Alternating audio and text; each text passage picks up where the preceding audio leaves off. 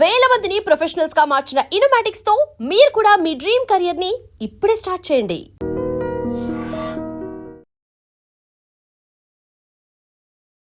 I dream ప్రేక్షకులకు నమస్తే. నేను ఉదయశ్రీ. వంటింటి వైద్యానికి care of address senior ayurvedic వైద్య నిపుణులు డాక్టర్ చిట్టిబొట్ల మధుసూదన శర్మ గారు మనతో ఉన్నారు. డయాబెటీస్తో చాలామంది బాధపడుతూ ఉన్నారు. మరి డయాబెటీస్ రాకుండా ఎలాంటి జాగ్రత్తలు తీసుకోవాలి, ఒకవేళ డయాబెటీస్ వస్తే ఇంట్లో చిట్టి చిట్కాలతో ఎలా కంట్రోల్లో ఉంచుకోవాలి అడిగి తెలుసుకుందాం. నమస్తే సార్. నమస్తే. సో డయాబెటీస్ మనం ఇందాక అనుకున్నట్లు ఇప్పుడు వరల్డ్ నెంబర్ 1 అగ్రస్థానంలో మన ఇండియానే ఉంది. కేసెస్ అట్లా పెరిగిపోతూ ఉన్నాయి. ఎందుకు ఇండియాలో మెయిన్గా ఇన్ని కేసెస్ పెరగడానికి ప్రధాన కారణం ఏంటి అంటారు? తీసుకునే ఆహార విధి విధానం మారిపోయిందమ్మా. పాశ్చాత్య సంస్కృతి ప్రభావం విపరీతంగా పెరిగిపోవడం ప్రధానమైన కారణం.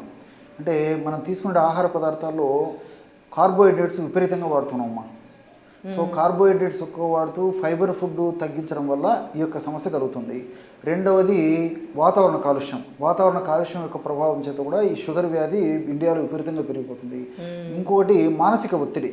సో ఈ మెంటల్ టెన్షన్స్, ఈ మానసికమైన ఇబ్బందులు ఉన్నటువంటి పరిస్థితి ఎక్కువగా ఉండడం చేత కూడా ఈ యొక్క పరిస్థితి మనకు ఎక్కువ రోజు రోజుకు విపరీతంగా సంఖ్య పెరిగిపోయేటువంటి పరిస్థితి ఏర్పడుతుందన్నమాట. సార్ పిల్లల్లో కూడా వస్తుంది డయాబెటీస్. మళ్ళీ ఈ డయాబెటీస్లో 2 రకాలు ఉంటాయి.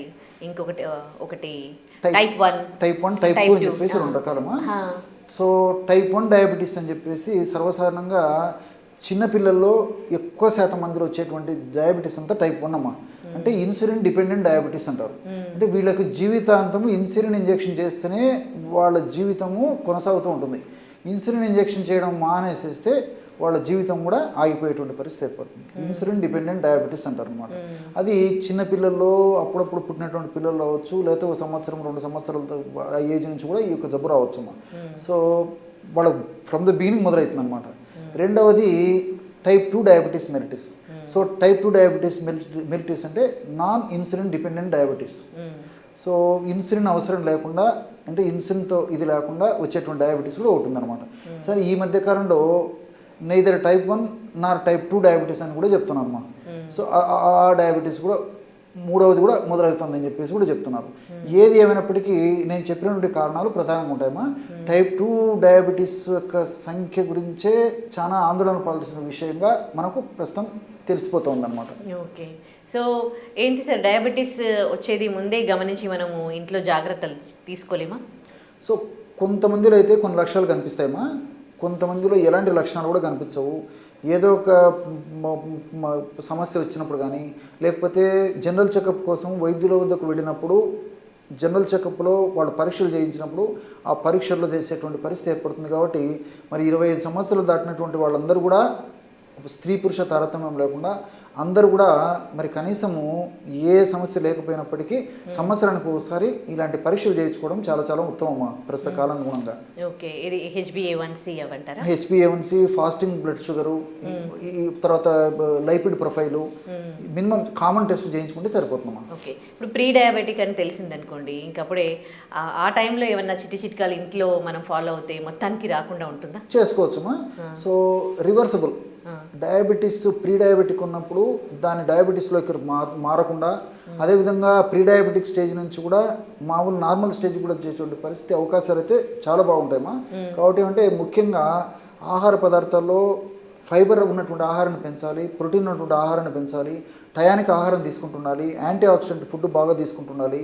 అదేవిధంగా ఇలాంటి వాళ్ళు మరి ఖచ్చితంగా తీసుకునేటువంటి ఆహారంలో కనీసము 10 to 15% వరకు ఈ రా ఫుడ్ అంటే వెజిటబుల్స్, సలాడ్స్ ఇవి బాగా తీసుకుంటుండాలి. ఇది కొన్ని జాగ్రత్తలు తీసుకుంటుండడం వల్ల, అదేవిధంగా ఈ డ్రై నట్స్ కూడా వాడు కొంచెం బాగా తీసుకోవడం అలవాటు చేసుకోవాలి, నానబెట్టేసేసి. అంతేకాకుండా ఈ తీసుకునే ఆహారం కూడా పాలిష్డ్ ఫుడ్ కాకుండా, పాలిష్ చాలా చాలా తక్కువ ఉండాలి. పాలిష్ లేనటువంటి ఫుడ్ అయితే మరీ మంచిది. ఇట్లాంటి ఫుడ్ తీసుకుంటుండాలి, టయానికి ఆహారం తీసుకుంటుండాలి. ఇలాంటి చిన్న జాగ్రత్తలు తీసుకుంటూ మరి ఏదో ఒక ఎక్సర్సైజ్ చేయడం అలవాటు చేసుకోవాలి. ఇలాంటి చిన్న జాగ్రత్తలు తీసుకోవడం వల్ల జనరల్గా మరి ఎలాంటి ప్రాబ్లం లేకుండా ప్రీ డయాబెటిక్ స్టేజ్ నుంచి డయాబెటీస్ పోకుండా కూడా కొన్ని సమస్యల వరకు కూడా కంట్రోల్ చేసుకోవచ్చు. ఓకే. రైస్ తీసుకోవద్దని అంటారు, వాళ్ళని ఒకటే పూట తినాలంటారు. రైస్ అనేది స్వీట్ లాగా ఉంటుంది ఈ షుగర్ పేషెంట్స్కి అని అంటారు. అంటే రైస్ ఒక్క పూట తీసుకోవచ్చా? అది ఎంత మోతాదులో తీసుకోవాలి? రైస్ వల్ల కూడా షుగర్ పెరుగుతుందా? మరి మన పూర్వకాలం పెద్దలు రైస్ తినే కదమ్మా. మరి వాళ్ళకి షుగర్ రాలేదు కదా. అదే కదా, చాలా మందికి ఒక లాజిక్గా నేను చెప్తాను. సో వాళ్ళు తీసుకున్నారు రైసు, మనం తీసుకున్నాం. వాళ్ళు రైస్ తీసుకునేటువంటి తినే విధానం వేరే అయిపోయింది, వాళ్ళు వాడేటువంటి రైస్ పద్ధతి వేరైంది, మనం వాడేటువంటి పద్ధతి వేరైంది. వాళ్ళు ముడి బియ్యం వాడేవాళ్ళమ్మా. ఆ రోజుల్లో పూర్వకాలము రైస్ తిన్నప్పటికీ ముడి బియ్యం వాడేవాళ్ళు. ముడి బియ్యంలో ఫైబర్ బాగా ఉండేది, సెలెనియం ఉండేది, అదేవిధంగా సూక్ష్మ పోషకాంశాలు ఎక్కువ ఉండేవి. ఈ రోజుల్లో మల్లెపూలు లాంటి తెల్లటి బియ్యము, మల్లెపూలు లాంటి తెల్లటి అన్నం తినడానికి ఇష్టపడుతున్నాము. వాటి మీదనే మనకు కాంక్ష ఉంది, అదే అలవాటు పడిపోయాం కాబట్టి ఈ యొక్క సమస్య కలుగుతుంది. ఎందుకంటే ఈ ఫైబర్ ఎక్కువగా ఉన్నటువంటి ఈ ధాన్యాన్ని తీసుకోవడం వల్ల త్వరగా జీర్ణం కాకుండా ఉంటుంది కాబట్టి, త్వరగా అది షుగర్ కింద మారకుండా ఉండేదానికి అవకాశం ఏర్పడుతుండేది కాబట్టి పెద్దల్లో షుగర్ ఈ పద్ధతిలో ఉండేది కాదమ్మా. 3 పూటలు తినేవాళ్ళు. ఎగ్జాక్ట్లీ వాళ్ళకి శారీరక శ్రమ కూడా ఉండేది. మనకు శారీరక శ్రమ లేదు, తీసుకునే ఆహారం కూడా పాలిష్డ్ ఫుడ్, రీఫైన్డ్ ఫుడ్. దీంతోపాటు మరి కేవలము రైస్ గురించే కాకుండా ఈ మైదా పిండి, తర్వాత పాలిష్డ్ గోధుమలు, మొత్తం ఏదైతే మన దేహానికి హానికరంగా పరిణమిస్తుందో, కార్బోహైడ్రేట్స్ ఎక్కువగా ఉండేసేసి ఈ ప్రోటీన్స్, ఫైబర్ తక్కువ ఉండే ఆహారం తీసుకోవడం చేతనే ఇవి కలుగుతుందమ్మా. కాబట్టి సరే, ఇప్పటికైనా మరి ఒకవేళ షుగర్ ఉన్నటువంటి వాళ్ళల్లో వీలైనంత వరకు HbA1cని దృష్టిలో ఉంచుకొని, HbA1c మరీ ఎక్కువగా ఉండి కంట్రోల్ కాకపోతే రైస్ మానేయడం మంచిదని చెప్పేసి వైద్య ప్రపంచం కూడా చెప్తుందమ్మా. కాబట్టి మిగతా వాళ్ళందరూ కనీసం ఒక పూట తీసుకోవడం తప్పలేదమ్మా. బ్రౌన్ రైస్ అలాంటివి తీసుకుంటున్నారు ఈ మధ్య కాలంలో, అది ఒక పూట తీసుకోవచ్చమ్మా. బ్రౌన్ రైస్ తీసుకోవడం కూడా చాలా మంచిది, ఎందుకంటే దాంట్లో ఫైబరు, ప్రోటీన్స్, తర్వాత ఈ మైక్రో న్యూట్రియంట్స్ ఉంటాయి కాబట్టి ఇవన్నీ చాలా చాలా మంచిదమ్మా మన దేహానికి కూడా. కాబట్టి ఇలాంటివి తీసుకోవచ్చు. ఇలాంటివి కూడా మరి కొద్ది ప్రమాణం తీసుకొని కూరలు ఎక్కువ తీసుకుంటే సరిపోతుందమ్మా. అంటే ఏది మానేసి ఏది తీసుకోవాలంటారు షుగర్ పేషెంట్స్? అదే నేను చెప్పినాకమ్మా, ఇప్పుడు మల్టీ గ్రెయిన్ ఉన్నాయి, మిల్లెట్స్ ఉన్నాయి, అదేవిధంగా మల్టీ గ్రెయిన్స్ ఉన్నాయి. వీటితో తీసుకునే పదార్థాలు తీసుకోవచ్చు. అదేవిధంగా డ్రై నట్స్ ఒక పూట తీసుకోవచ్చు, స్ప్రౌట్స్ ఒక పూట తీసుకోవచ్చు. లేదా నేను చెప్పినటువంటి పద్ధతిలో రైస్ ఏదైనా తీసుకోవాలంటే కీన్వా రైస్ ఇలాంటివి ఉన్నాయమ్మా. కీన్వా కానీ బ్రౌన్ రైస్ కానీ ఇలాంటివి తీసుకోవచ్చు. ఏది ఏమైనప్పటికీ ఇలాంటి కొద్ది ప్రమాణంలో ఉంచుకొని కూరలు ఎక్కువ కలుపుకొని తీసుకుంటే సరిపోతుంది. దానివల్ల ఎలాంటి ప్రాబ్లం ఉండదు.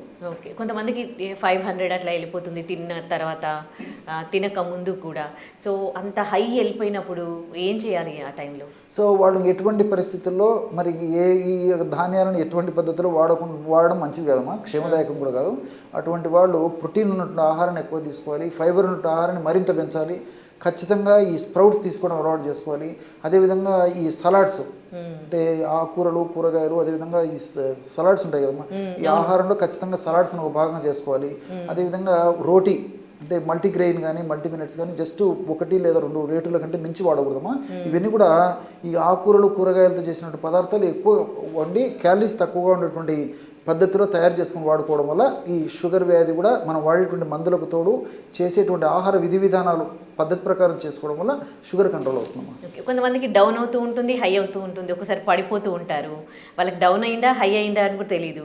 సో ఒకవేళ అట్లాంటి పరిస్థితి వచ్చినప్పుడు ఇమీడియట్గా ఏం చేయాలంటారు ఇంట్లో? అదే ఒకవేళ సడన్గా డౌన్ అయిపోయేటువంటి పరిస్థితి అయిపోతే తేనె తీసుకోవడం వల్ల ఇమ్మీడియట్గా ఎనర్జీ అయిపోయి తేనె వెంటనే బ్లడ్లో కలిసేసి షుగర్ లెవెల్ని పెంచేటువంటి పరిస్థితి ఏర్పడుతుంది. కాబట్టి ఎక్కువ శాతం మందిలో షుగర్ డౌన్ కావడం వల్లనే ఈ ప్రాబ్లం వస్తుంటుందమ్మా. హైపోగ్లైసిమియా అంటారు అన్నమాట జనరల్గా. సో వాళ్ళు ఏం చేస్తారంటే కొంతమంది ఉపవాసాలు ఉండడము, పత్యాలు ఉండడము, ఏదైనా పని మీద పోయినప్పుడు టయానికి ఆహారం తీసుకోకపోవడము, లేకపోతే వాళ్ళకు నచ్చినటువంటి ఆహారం దొరకకపోవడము, తర్వాత సరిగ్గా నీళ్లు తాకపోవడము, ఎండకు విపరీతంగా శ్రమ చేయడము, షుగర్ ఉన్నటువంటి వాళ్ళు. సో ఇలాంటి వాళ్ళలో మాత్రం వేసుకుంటారు, బట్ ఆహారం ఈ పద్ధతిలో తీసుకోకపోవడం చేత షుగర్ లెవెల్ సడన్గా తగ్గిపోతాయమ్మా. సో అట్లా ఉన్నప్పుడు ఏమైతే ఖచ్చితంగా తేనె తీసుకోవడం కానీ, తేనె చాలా చాలా మంచిదమ్మా. తప్పని పరీక్షలో ఏదో ఒక ఫ్రూట్ కానీ, తీయటి ఫ్రూట్ కూడా ఏదో ఒకటి తీసుకుంటే సరిపోతుంది. డౌన్ అయినప్పుడు, హై అయినప్పుడు జనరల్గా హై అయినప్పుడు మనకు అంత ఫాస్ట్గా అయితే లక్షణాలు తెలియవమ్మా. సో వైద్యుల సలహా తీసుకోవడం చాలా చాలా మంచిదమ్మా. వెంటనే వైద్యుల దగ్గరకు పోయేసేసి ఏదైనా డౌన్ అయినా హై అయినా, డౌన్ అయితే మనకు ఎక్కువ శాతం మందిలో తెలుస్తూ ఉంటుంది. హైపోగ్లైసెమియా వచ్చేసి కాళ్ళు చేతులు చల్లబడము, దప్పిక ఎక్కువ కావడము, బాడీ టెంపరేచర్ తగ్గిపోవడము, ఇలాంటి లక్షణాలు వస్తుంటాయి. కాబట్టి విపరీతంగా దప్పి కావడము, అదేవిధంగా విపరీతమైన నీరసం, నిస్త్రాణ, బలహీనత ఉండడము, ఇలాంటి లక్షణాలు కలుగుతుంటాయి. కాబట్టి మనిషికి ధ్యాస తగ్గిపోతున్న ఇలాంటి లక్షణాలు కలుగుతుంటాయి. కాబట్టి తాత్కాలికంగా కొద్దిగా తేనె ఇవ్వడం వల్ల తప్పలేదమ్మా. సో వైద్యుల యొక్క అలర్ట్నెస్ అయితే చాలా అవసరం. ఇమ్మీడియట్గా మనం హాస్పిటల్ తీసుకోవడం చాలా చాలా మంచిది. ఓకే, అంటే ఇప్పుడు మీరు చెప్పిన ఏదైతే ఫుడ్ ఉందో అది తీసుకుంటే సరిపోతుందా, లేకపోతే డయాబెటీస్ కంట్రోల్లో ఉండడానికి ఏదైనా ఎవ్రీడే ఏదైనా లిక్విడ్ లాంటిది కానీ ఏదైనా తీసుకుంటే మీరు ఏమైనా చిట్కాలు చెప్తారా దానికి? ఒక్కొక్కసారి కేవలం ఫుడ్ వాడడం వల్లనే ఒక్కొక్క పరిస్థితుల్లో కంట్రోల్ అయ్యేటువంటి పరిస్థితి ఉండదమ్మా. సో ఏది ఏమైనప్పటికీ నేను చెప్పినటువంటి ఫుడ్ వాడుతూ ఆధునిక వైద్యులు సూచించినట్టు ఇంగ్లీషు వాళ్ళ మందులు వాడుకుంటూ నేను చెప్పినటువంటి ఔషధాన్ని వాడుకోవడం వల్ల కూడా సమర్థవంతమైన ఫలితాలు కలుగుతాయి, మల్టిపుల్ బెనిఫిట్స్ ఉంటాయి, ఎలాంటి సైడ్ ఎఫెక్ట్స్ కూడా ఉండవు. అంతేకాకుండా షుగర్ వ్యాధిగ్రస్తుల్లో సర్వసాధారణంగా షుగర్ నియంత్రణలో లేనటువంటి వాళ్ళల్లో ఎక్కువ శాతం మందిలో కూడా దాదాపు 190% మంది పైన కూడా సో రకరకాలైన జబ్బులమ్మా, తల నుంచి కాళ్ళ వరకు రకరకాల జబ్బులు వస్తాయి. కంటి జబ్బులు, మెదడు జబ్బులు, రక్తనాళాలకు సంబంధించిన జబ్బులు, గుండె జబ్బులు, చర్మానికి సంబంధించిన జబ్బులు, తర్వాత నరాలకు సంబంధించిన జబ్బులు, ఇలాంటి అనేక రకాలైన జబ్బులు వస్తుంటాయమ్మా. సో ఇవన్నీ రాకుండా ఉండేందుకు కూడా, వచ్చిన జబ్బులు కూడా ప్రమాదకరంగా పరిణమించకుండా ఉండేందుకు, షుగర్ బాగా నియంత్రణలో ఉండేందుకు మల్టిపుల్గా ఉపయోగపడేటువంటి ఔషధాన్ని చెప్తానమ్మా. ఈ ఔషధం ఎలా తయారు చేసుకోవాలంటే 25 గ్రాములు దాల్చిన చెక్క చూర్ణము, 25 గ్రాములు పసుపు చూర్ణము, 25 గ్రాములు నల్ల జీలకర్ర చూర్ణము, 25 గ్రాములు పొడపత్రి చూర్ణం. పొడపత్రి ఆయుర్వేదం షాపులో దొరుకుతుందమ్మా. నల్ల జీలకర్ర చాలా మందికి తెలిసే ఉంటుంది. పొడపత్రి చూర్ణం కూడా మనకు మార్కెట్లో దొరుకుతుంది.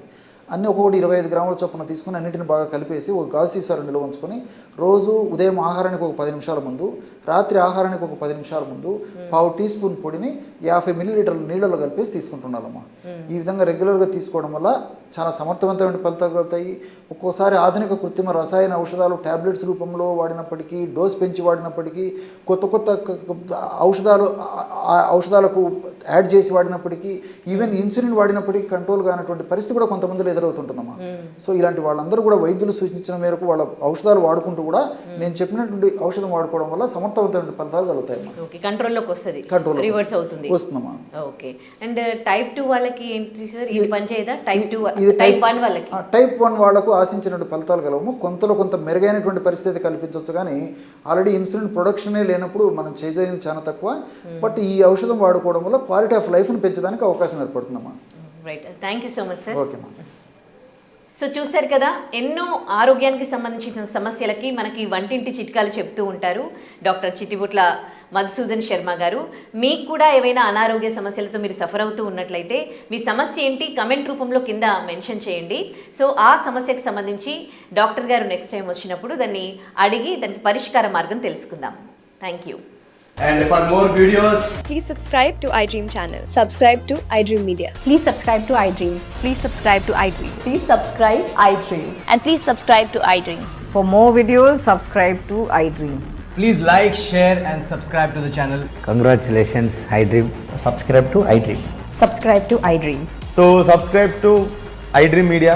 iDream ki iDream team andarki huge congratulations. Please subscribe iDream Media. Please subscribe to iDream. Subscribe iDream. Please subscribe to iDream. iDream అంటే నా కళల ఛానల్ను సబ్స్క్రైబ్ చేసుకున్న నోరు తిరుగుతలేదు, మీరైతే గంట గుర్తు కొట్టండి. For more such videos, please subscribe to iDream. Subscribe to iDream. Please subscribe to iDream. Please subscribe iDream Media. Please do subscribe to iDream. Please subscribe to iDream Media. For best entertainment and information, please subscribe iDream. And don't forget to subscribe to iDream.